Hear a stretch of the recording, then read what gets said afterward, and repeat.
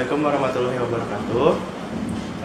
Perkenalkan, nama saya Muhammad Ilham Putra Pratama dari kelas 4C. Dan saya Dini Julianti dari kelas 4E. Di sini kami akan membahas bursa soal pengantar akuntansi 2 dengan kode dosen 291. Silakan. Yang akan pertama dibahas adalah soal nomor 1 mengenai kas kecil. Untuk soal bisa kalian lihat dari bursa soal masing-masing. Nah, untuk jawaban sudah saya tulis di papan tulis ini. Dari pertanyaannya, poin 1, berapa nilai cek yang ditulis untuk penggantian dana kas kecil dengan 2 metode? Pertama-tama, kita bikin tabel untuk membedakan antara menggunakan metode impres dengan fluktuasi. Untuk metode impres, kita lihat dari data-data yang ada di soal.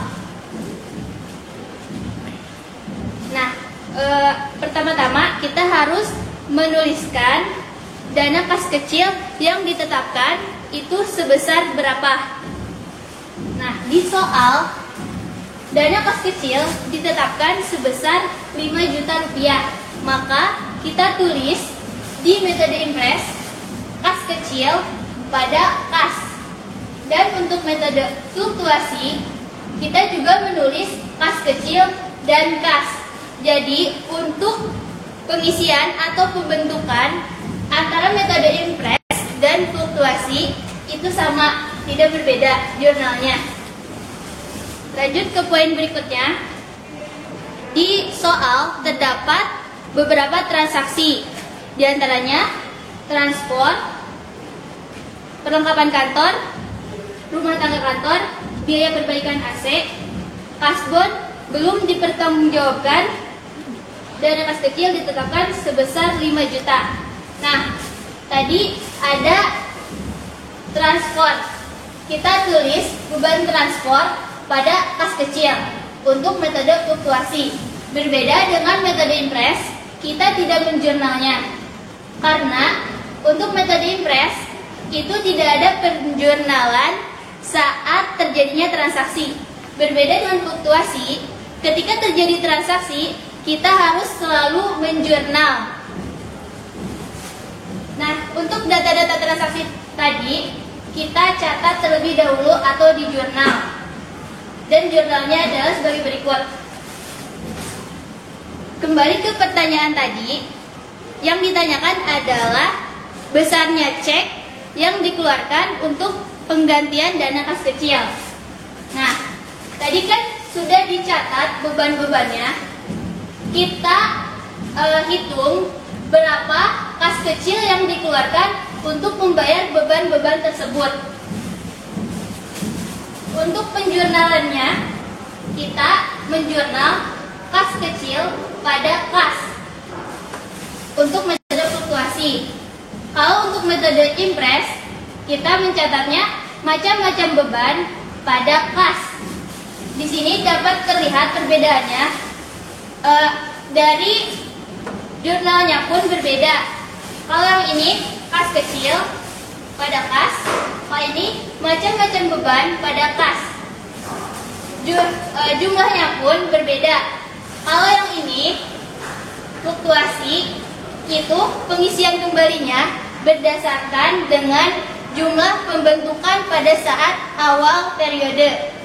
Karena di soal sudah diketahui bahwa pergantian dana kas kecil ditetapkan sebesar 5 juta.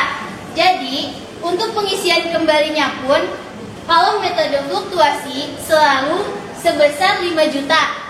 Berbeda dengan impres.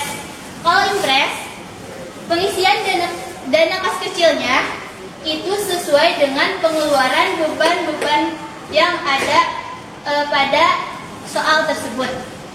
Jadi, pertanyaan untuk poin pertama, berapa nilai cek yang ditulis untuk penggantian dana kas kecil dengan 2 metode?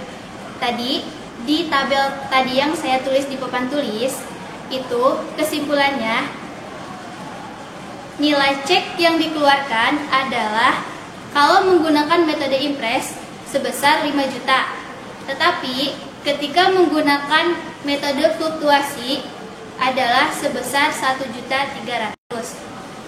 Lalu kesimpulan pertanyaan nomor 2, buat jurnal yang diperlukan adalah yang terdapat pada tabel yang tadi saya tulis di papan tulis. Tambahan untuk jawaban nomor 1 itu ada data kasbon belum dipertanggungjawabkan. Itu tidak dimasukkan dalam pencatatan fluktuasi atau tidak dimasukkan dalam macam-macam beban pada impres. Karena dalam keterangannya itu belum dipertanggungjawabkan. Artinya bon tersebut belum dianggap sebagai bukti karena belum dipertanggungjawabkan, jadi belum mengeluarkan kas. Ya, dilanjut ke soal kedua. Di situ mengenai rekonsiliasi bank. Di soalnya, saldo perkiraan Bank Andra di PT Naifah pada tanggal 31 Desember 2017 menurut catatan bank adalah 25.550.851. Kita catat saldo bank sebesar 25.551.851. Nah, saldo perkiraan bank menurut catatan entitas adalah 21.140.351. Maka kita catat juga sebesar 21.141.351. Terlihat ada perbedaan antara keduanya. Perbedaan tersebut harus dicari sebabnya dengan melakukan rekonsiliasi bank. Untuk pencocokan tersebut ditemukan data sebagai berikut. Yang A, setoran tanggal 31 Desember 2017 sebesar 5 juta rupiah di buku penerimaan bank belum terdapat dalam ayat jurnal kredit laporan rekening koran. Maka yang A ini adalah setoran dalam proses, yaitu menambah saldo bank. Maka setoran dalam perjalanan atau setoran dalam proses sebesar 5 juta itu menambah saldo bank. Yang B, ayat jurnal kredit sebesar 4 juta rupiah yang dicatat pada tanggal 28 Desember 2017 di laporan rekening koran belum terdapat di buku penerimaan bank. Penelitian lebih lanjut menunjukkan bahwa jumlah ini adalah kiriman uang dari langganan melalui transfer bank untuk melunasi hutangnya. Maka itu adalah transfer dari pelanggan atau pelunasan piutang dari pelanggan yang menambah saldo perusahaan, karena di bank di sini tuh sudah mencatat saldonya, saldo 25 juta itu sudah mencatat piutang tersebut, tapi perusahaan belum mencatat piutangnya sebesar 4 juta. Maka kita harus menambah saldo perusahaan tersebut sebesar 4 juta. Nah, yang C, ayat jurnal kredit adalah Rp250.500 yang dicatat pada 31 Desember 2017 di laporan rekening koran belum terdapat di buku penerimaan bank. Jumlah ini adalah jasa giro yang diberikan oleh bank. Nah, ini juga menambah saldo perusahaan atau pendapatan jasa giro, di mana bank itu memberikan pendapatan jasa gironya kepada perusahaan sebesar Rp250.500. Lanjut ke soal D. Cek nomor 2912 dicatat sebesar Rp530.000 di buku cek keluar, sedangkan di laporan rekening koran tertulis Rp350.000. Penyelidikan ini lebih lanjut atas pengeluaran uang ini menunjukkan bahwa jumlah yang sebenarnya adalah Rp350.000. Maka di sini adalah kesalahan pencatatan. Kesalahan pencatatan yang dilakukan oleh perusahaan. Di mana kita juga harus melakukan penyelisihan antara 530.000 dikurang 350.000 sebesar 180.000. Maka itu menambah saldo perusahaan, saldo kas perusahaan sebesar 180.000. Nah, yang E, cek-cek yang telah dicatat dalam buku cek keluar tapi belum muncul dalam laporan rekening koran adalah sebagai berikut. Nomor cek 3516 dengan jumlah Rp1.500.000, 3517 dengan jumlah Rp2 juta, 3518 dengan jumlah Rp3.500.000, maka jika ditotalkan itu sebesar 7 juta. Nah, ini masuk ke cek dalam peredaran, maka mengurangi saldo bank sebesar 7 juta. Yang F, ayat jurnal debit sebesar 2 juta yang terdapat dalam laporan rekening koran pencatatan tanggal 15 Desember 2017 tidak terdapat dalam buku cek keluar. Setelah diteliti, ternyata hal ini disebabkan oleh kesalahan bank. Cek yang seharusnya dibebankan ke rekening PT Aura salah dibebankan ke PT Naifah. Maka kesalahan di sini adalah kesalahan bank sebesar 2 juta. Maka dia harus menambah saldo bank, karena yang seharusnya cek itu dikeluarkan oleh PT Aura, yang harusnya dicatat kepada PT Aura, namun ini masuk ke rekeningnya PT Naifah gitu. Jadi Bank Andra harus membalikan saldo PT Naifah sebesar 2 juta gitu. Nah, yang G, ayat jurnal debit sebesar 20.000 yang dicatat dalam laporan rekening koran tanggal 31 Desember 2017 belum terdapat dalam buku cek keluar. Ternyata ini adalah biaya administrasi yang dibebankan bank.